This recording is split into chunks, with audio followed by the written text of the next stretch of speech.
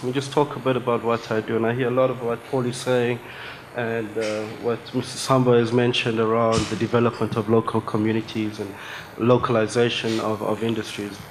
What we do as a CEDA-sponsored a business, in fact CEDA-sponsored as well as CSIR, the DTI, and University of Technology, so University of Tshwane and Tshwane University of Technology.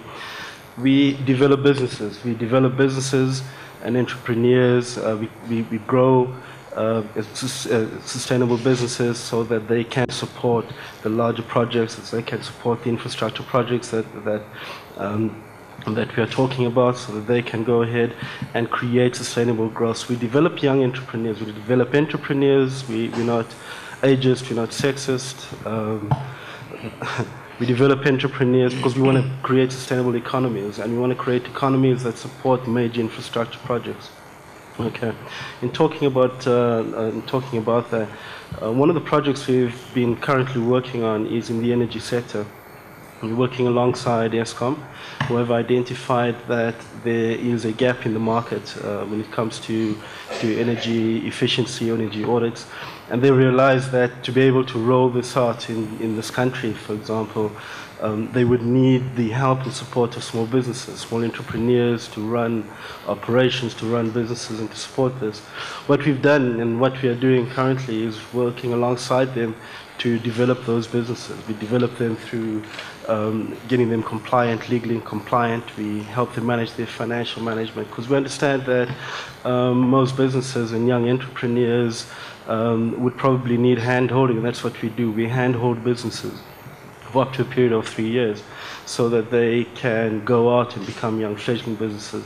One of the taglines CEDA uses, and which we've adopted, is simply this: we want to change 1810 failures, because we understand that most businesses fail within the first few years of their existence. We want to change those 1810 failures into 1810 successes.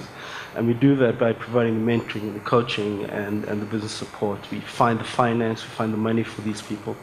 We help them become compliant, we help them manage the financial management, we help them with the human resources, because we understand that these businesses ultimately may know what their core is, and they may know what it is that they do, but they may not have the necessary expertise to support the initiatives around them.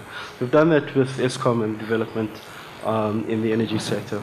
Another project that we've been working closely with the South African government is the rolling out of teacher laptop initiative, and it's a massive project by virtue of the fact that the South African government over the next 5 to 7 years would like to see each teacher having its own their own laptop, integrating with technology and using technology as an enabler for learning. We understand that we need to develop the ICT skills within the country. We've done that through the Teacher Laptop initiative. We could probably describe it as a PPP, because we're using government money and the salaries that they pay their teachers to supply them with the laptops that they need to be able to do that. We fund that through private sector partners that we've identified. We brought in private sector partners to help with the development of the content and to software development. And we develop smaller businesses around the support of each particular teacher and each particular area. Doing business in Africa. You can't afford to be without Africa Investor.